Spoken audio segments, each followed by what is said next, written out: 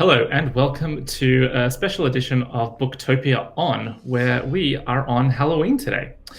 Joining me today are category manager for nonfiction, Joel Naoum. Hello, Joel.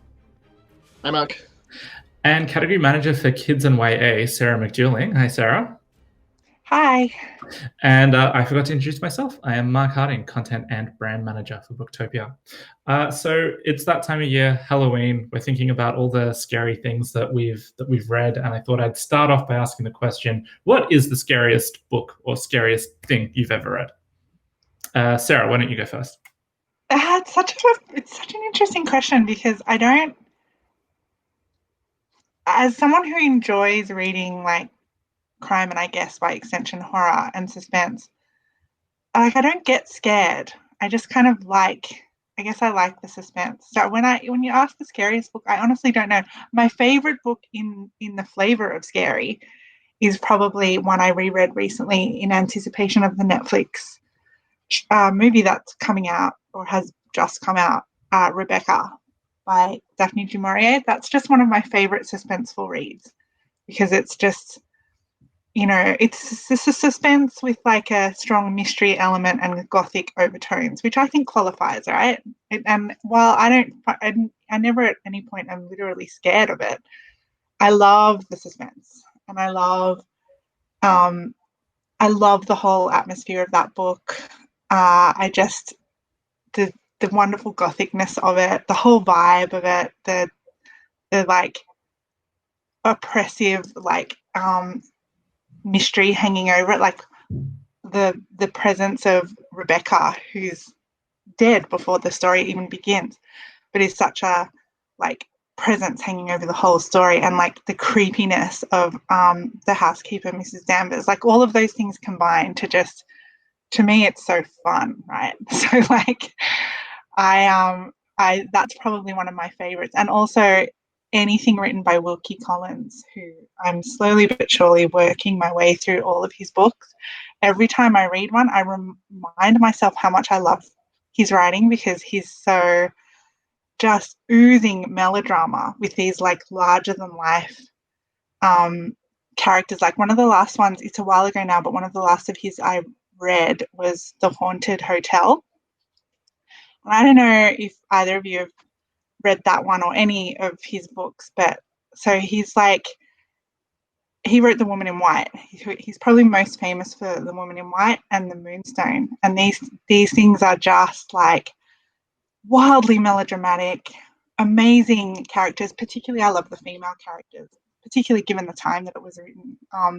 But The Haunted Hotel is just this like, it's just so stylish. I don't know how else to say it. Like he just has a real flair for gothic melodrama, and the whole premise of this, you've got like these characters. Like the main character is a countess who like basically steals another of the main character's fiancés, and she's got this brother who's like a I don't know how to say it. He's like a mad scientist. He's a crazy chemist down in the basement, like making all of this crazy stuff, and he's in love with his sister, which is a mild spoiler. So sorry, I just spoiled a book written in the late 1800s.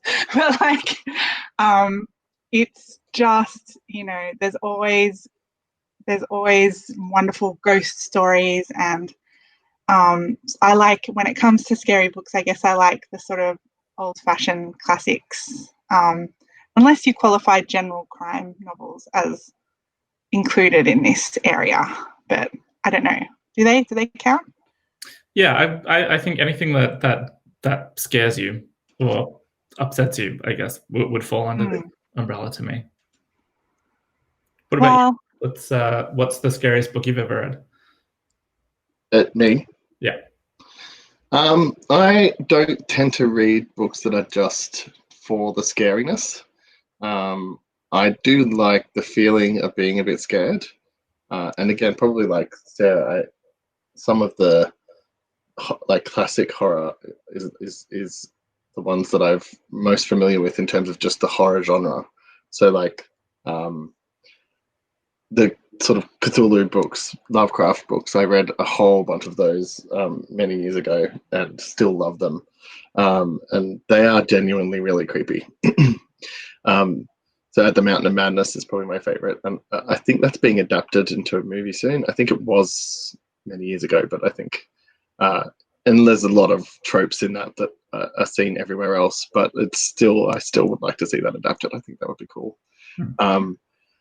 And as a spin-off of Lovecraft, I haven't read the book yet, but I've just almost finished the TV series of Lovecraft Country, which is a spin-off of sort of Cthulhu myth, Lovecraftian horror, but it's set in the 40s in the United States, and among Black characters who are facing the sort of terror of dealing with white people, basically. And it's sort of flipped that. So there's genuine Lovecraftian horror, supernatural shit going on, but on top of that, there's and more frightening than the actual monsters is the fact that they have to navigate like towns that are like sundown towns where you have to sunset towns, I think they're called, where you have to be out of the. There's this absolutely terrifying scene in the show that is, where they're trying to get out of this sunset town before the sun goes down. They have to get out of the county, basically. And they can't speed because the police will pull them over and beat them up. So they have to just drive at a normal speed to get out. And the tension of them getting out in time because they could just get killed by the police is so terrifying. and like contrasting it with the sort of supernatural horror is just fantastic. It's fantastic. So I really want to read that book. I haven't actually read it, so it's not really a book recommendation. The show sounds amazing. But I definitely want to. Probably the scariest book I've ever read, though, is sort of a horror book, supernatural book, is The House of Leaves, which isn't traditionally scary, but it's like very, very disturbing.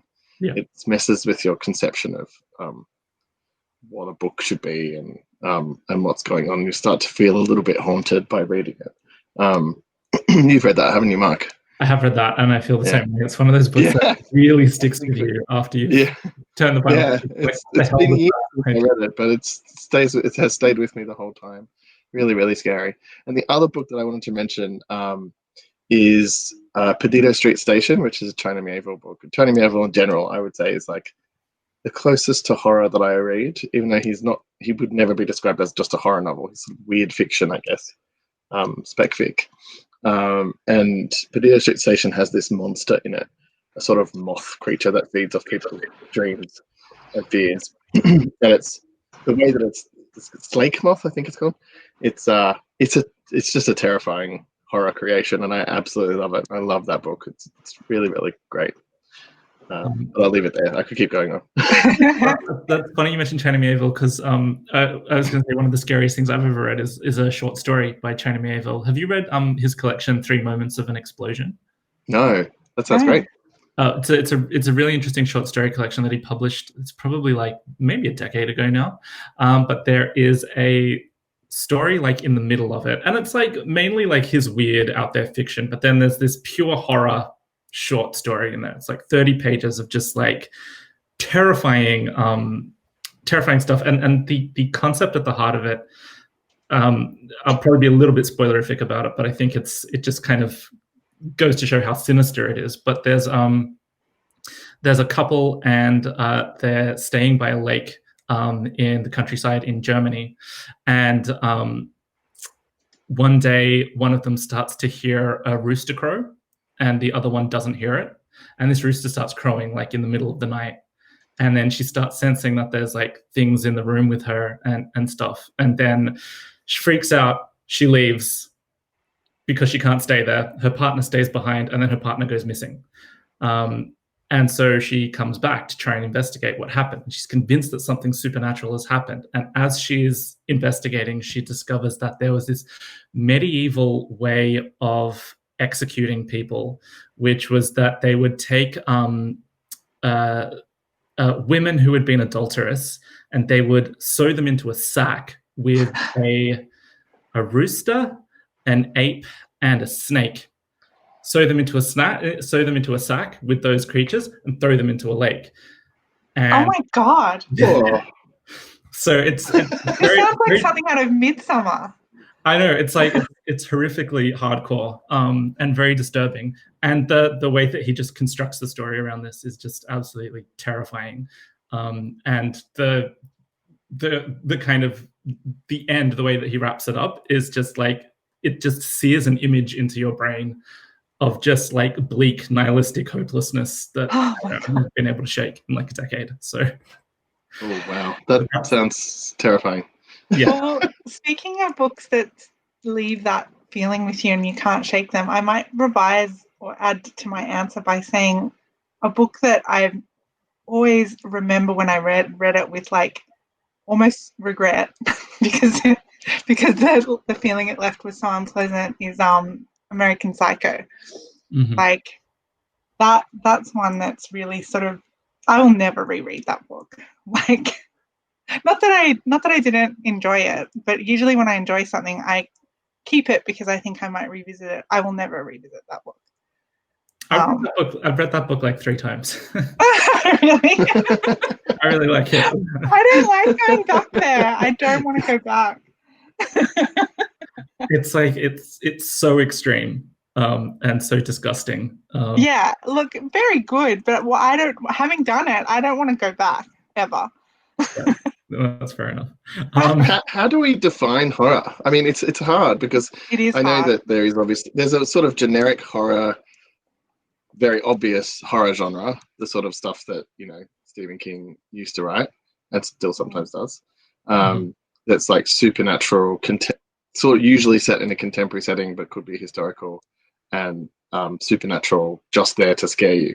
But there's so much more stuff that has horror components to it that I think would be fantasy or science fiction or just a thriller that has a horror component to it that I think sort of ticks the draw the box. line. You could move the whole crime category under horror if you wanted to, but Yeah, like except I mean, the cozy. I don't even think of Stephen King as horror. Isn't that weird? Like, I could have said The Shining might have been one of the scariest books I've ever read, but when I didn't think of it because it didn't.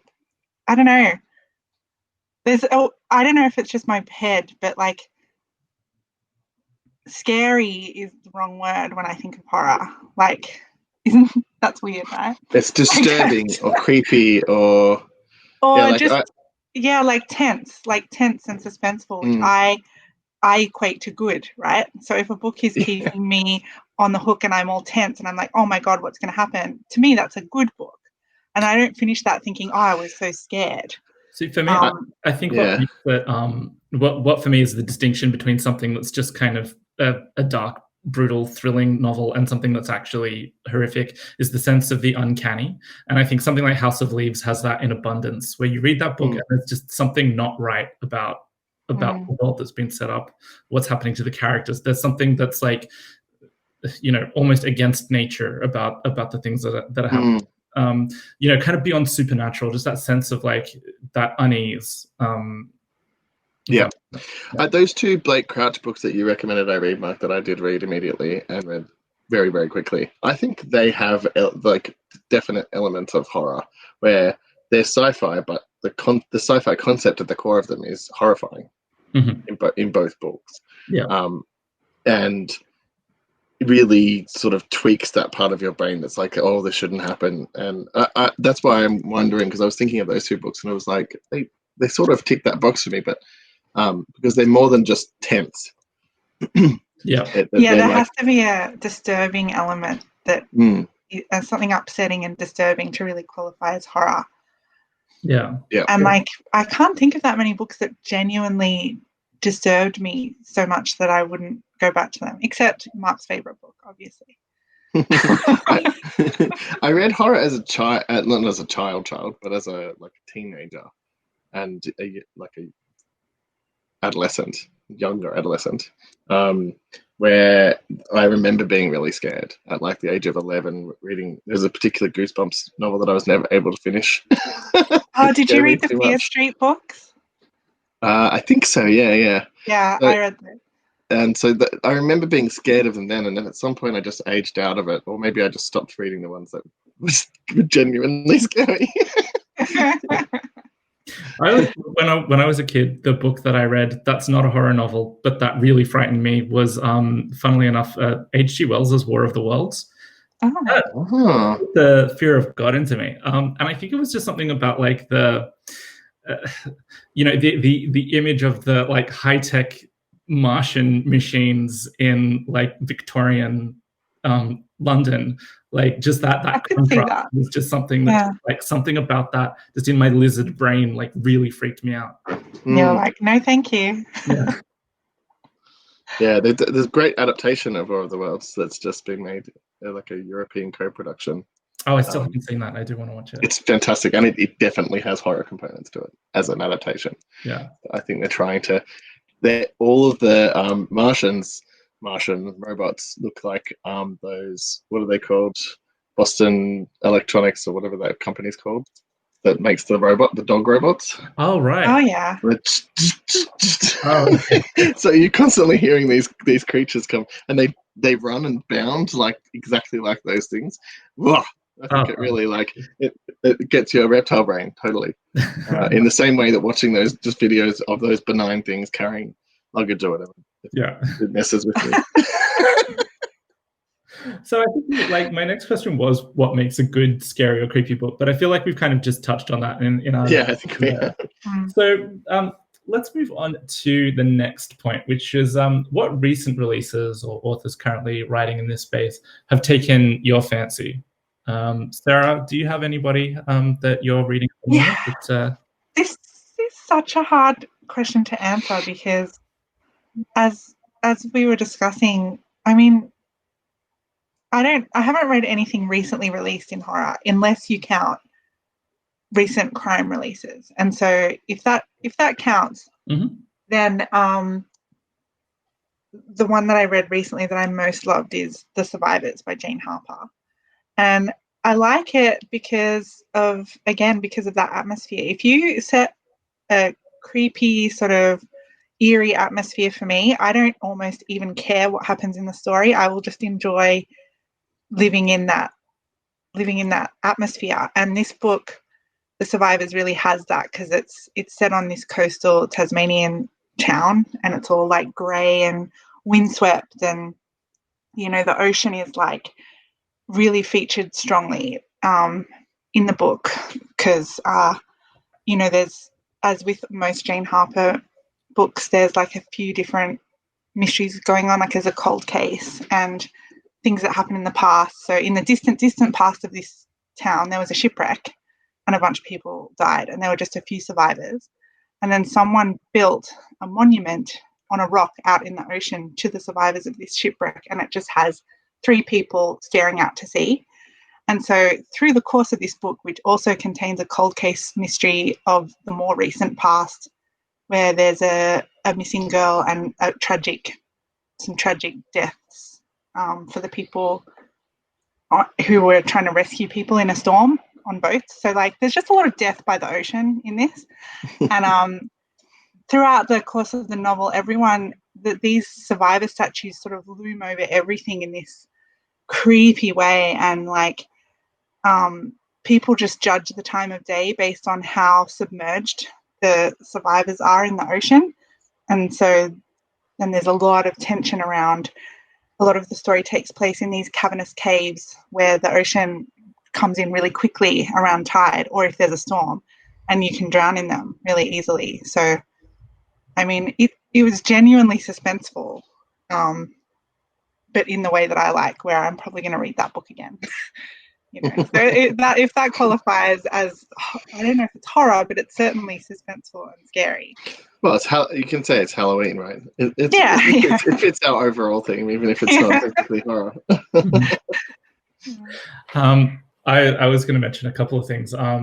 Something that I've been trying to get into lately is, I know I said like what new recent releases or authors currently writing in this space have taken your fancy, but there's a US publisher called Valancourt, and they have gone out and reissued a whole bunch of old pulpy horror books Um, from the 70s. I've got one here which I can hold up for. I mean, we're podcasting, but we can, Visual aids in a we can see podcast. each I other. love it. but Oh, look at Oh. that. The Nest by Gregory A. Douglas. So this was like first published in like the late 70s, early 80s, and it's just it's a pulpy book about an island community that is attacked by giant carnivorous cockroaches. And they just like That would really genuinely disturb me. yeah, it's just they just like swarm all over people and just like eat their bones, like until there's like nothing left. And people are just disappearing on this island. And it's like it's very, very dark. Like at one point there's a ferry full of kids that like crashes ashore on the island and the cockroaches get them all. Like all the children get brutally deconstructed. Yeah, no. I can't cope with that stuff. That's too much for me, I think. So there's a whole bunch of these that are currently either out now or being published under a banner called Paperbacks from Hell, which was the name of a book written by Grady Hendrix, who wrote Horror Story, My Best Friend's Exorcism, which is again just about like those awesome pulpy books from the late 70s and early 80s when they used to have like the really cool covers like this where it's like an actual gross illustration.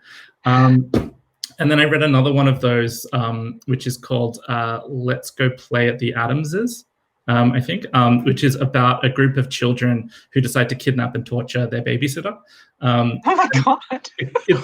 It's terrible. Like it's an awful book, but extremely pulpy and kind of fun if you can get over like some of the awful the premise. Yeah. The premise and the characters. I'm curious. That premise has made me curious. But there's a whole bunch of those that are currently kind of in the process of being published, and I'm trying to get my hands on as many of them as I can. So that's one thing. Another thing that I wanted to mention was an author I've been getting into recently. Is a guy called Paul Tremblay, who wrote a book called The Cabin at the End of the World, a book called A Head Full of Ghosts. He's written one called Survivor Song. He's got a whole bunch of things that have kind of been written in the last 10 years or so. And he's just a really interesting writer who takes kind of horror concepts. Like, for example, A Head Full of Ghosts is kind of a haunted house mashed up with an exorcism story, but grounded in contemporary society because it's about like while this haunting and exorcism is happening, a family has invited a reality TV crew in to film it all. So it's kind of got that kind of interesting aspect to it where it's like these kind of old worldy things meeting new world ideas. And then Cabin at the End of the World is a great book about a couple who are faced with basically an apocalyptic scenario where they're at a lakeside cabin and then 4 strangers rock up and say one of them has to be sacrificed or else the world will end. And it's just about how they kind of... Oh, I like that, isn't it, as a premise? Happens, and as the ordeal goes on, whether they actually start believing it or not. So that's another good one. Another interesting one that I wanted to mention is this one got turned into a Netflix movie recently. I'm Thinking of Ending Things by Ian Reid. I watched it. What did you think of the movie? I didn't actually realize it was based on a book. Now I want to read the book. I liked the movie. I actually, in preparation for this podcast, can we sideways segue and then return to just a little sidebar, is that I realized all of the things that sprang to mind when it posed with the question, what's your favorite scary anything, are movies. So I really gravitate towards scary, disturbing film, but not so much in books. And I don't know why that is. But to return to that particular one, I liked it. What's the book like? The movie is a decent adaptation of the book up until the final act when they veer off on very separate. Ooh. The book is very clear on what has happened, whereas the movie you walk away and it's like the movie you walk away it's just scratching your head. I'm really intrigued now. But the book is explicit about what has happened, what the mystery at the heart of it is, and it's I don't know why they didn't go with the ending because it's a great ending. I love an uncertain ending though. Like I had no issues with the ending of that. I didn't know there was another one out there to compare it to, but I didn't. The way that the film ended to me was, I have to say I have a weakness for those like interpret it yourself type endings where there's room for I love it because then it sort of keeps the story living in your head because you might.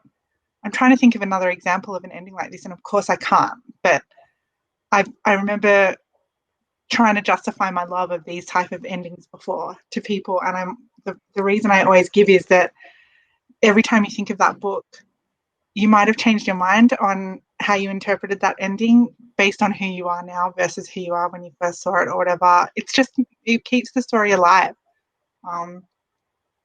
Uncertain endings all the way. That said, I now want to 100% know what the book ending is because that's very intriguing to me. I mean, I can tell you after the podcast if you really want to know. Yes, yes, I do. Okay. You know me, I don't care about spoilers.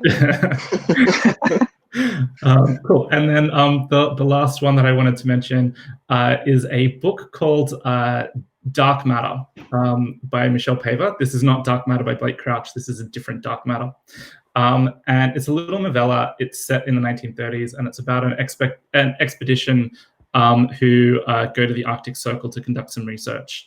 And they find themselves stranded at this bay that none of the locals want to go near because apparently there's something untoward that has happened there in the past. And it's just about how, trapped in the cold and the dark as they are in the Arctic winters up there, things start to unravel and something starts to knock on the door. And it's really good. Oh. Very creepy, very atmospheric. Awesome. Cool. So the last subject that we wanted to quickly discuss was a question that I thought I would throw over to Joel. Will a horror novel ever win the Booker Prize? I think this is a topic aligned with what we were talking about China Mieville earlier. I think China Mieville is one of those highly underappreciated genre authors who crosses clearly over into literary fiction. And there's been argument for years about whether, every time he has a particularly good book out, there's always some speculation as to whether it will end up getting listed for the Booker. And I don't think it ever has. I don't think any of his books have been. And it feels like what the distinction has to be, or has historically been, with the Booker is that if it's a literary author who's attempting to write genre from a literary perspective, that's allowed. So your Margaret Atwood or so on, who write sci-fi books essentially, or spec fic books that are clearly spec fic and clearly sci-fi, but they come at it from a literary sensibility first and foremost. They are allowed into the club. But if you come from genre fiction and try to write, and you just write a really good genre fiction book, even if it has, even if it causes you to really think and challenges, deep conceptions of things, I think it's tainted by genre and doesn't get in. And I mean, I think I've been through a couple of different iterations in my mind about this over the years. I used to publish a lot of genre fiction as a publisher in my other life, and my partner is a commercial fiction publisher. She doesn't just publish genre, but she publishes primarily books that people want to read. And I think over time I've come to accept things like the Booker as just being the things about literary fiction, and literary fiction is just a genre. It has its own conventions, it has its own specific things it's trying to do, and ultimately genre fiction is different from that. And I don't think we should, if we think about the Booker as purely just being the award given to the best possible book that year, then that's the wrong way of thinking about it, I guess. I would just say that's a really good way of looking at it. It's an award for a particular genre of book that people like and really want to read, but it's not the same as genre fiction. And so therefore, I don't think a true horror novel will probably ever get nominated for a Booker. It will always be tainted by literary fiction, unless it's written. It happens to be written by an established literary fiction author, in which case it might. Yes, true. But I still think even then, that person won't be able to help writing a literary novel that just is influenced by horror or something. It'll have to cross over. It wouldn't really classify as horror. Possibly not. The I don't lines know. It's blur a hard. bit. Yeah. It's not a really clear-cut distinction. No, Even between the different... No genre is a clear cut. I guess that's what we were talking about earlier, about horror as its own distinct genre. It's got so many crossovers with thriller and sci-fi, fantasy, and other genres. I don't know. What do you think, Mark?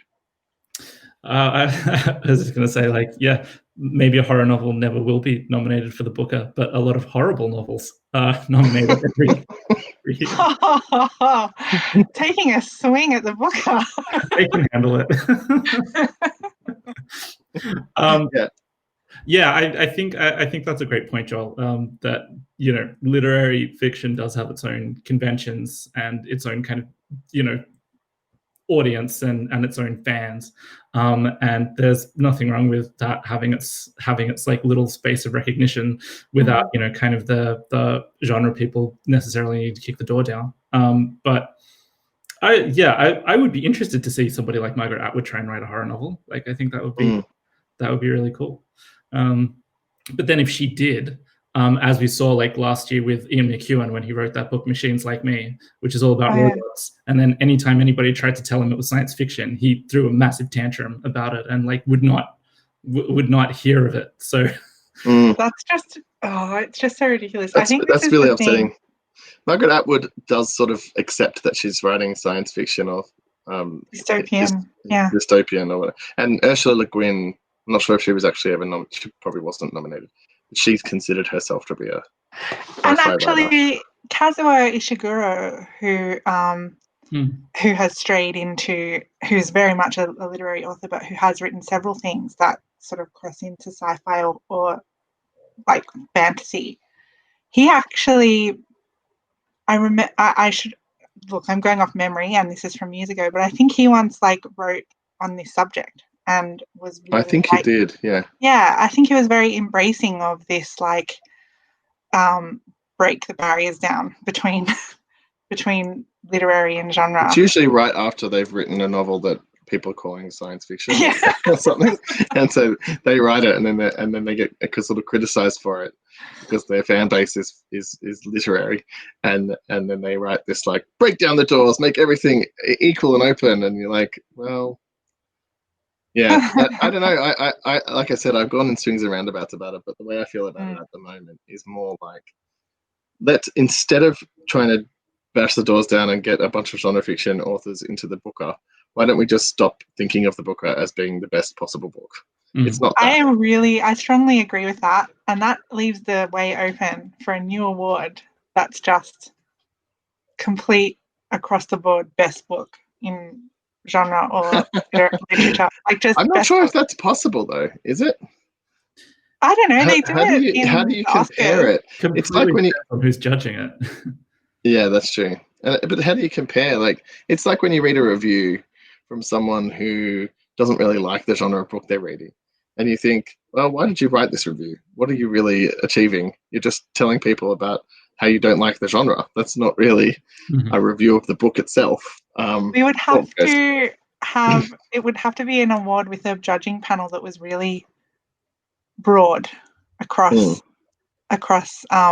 you know, whether it's authors or publishers, just across people's expertise and stuff. So it would just have to be, what is the best one? Considerations like what sold the most would probably go into it. Like, but that's hard too, isn't it? Yeah, I think the Oscars have tried to address this by having the blockbuster award that they brought up briefly and then dropped, where they were going to try and give an award to a blockbuster. I kind of just think let's just not make it part of the thing. Like, it's its own thing. To each category, its own award. They want to keep calling it the best thing ever. Let's just throw shade on that and just keep having awards for each category as it makes sense, you know. Yeah. Why does there have to be one thing that's best overall? It's sort of a ludicrous idea when you think about it. I kind of love the idea though. I love it. I would love like the ultimate best book of the year if it could somehow be fair. Yeah, we need to have Ben in this discussion so he can represent the literary side of things. None of us are like literary stands. Maybe what we need to do at the end of the year is look at all of the books that won like the best award in like whatever genre, like the Hugo Award winner, the Bram Stoker Award winner, the Ned Kelly Award winner, the Booker Prize winner, and then do like a face-off between all of them. And then like That's a great idea. Battle I of the love that award idea. winners. one of them would be the top book. A huge Clash of the Titans. I like Yeah, it. I like that a lot. All right. let's make it happen. All right, we can do this. It's starting to sound like a Booktopia strategy meeting and not a podcast. Yeah, just to be clear, it's not going to be an award, it's going to be a blog post. All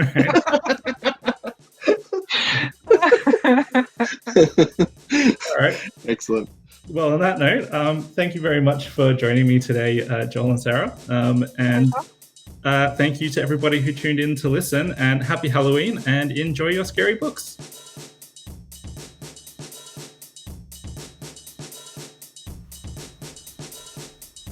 Thank you for listening to the Booktopia podcast channel.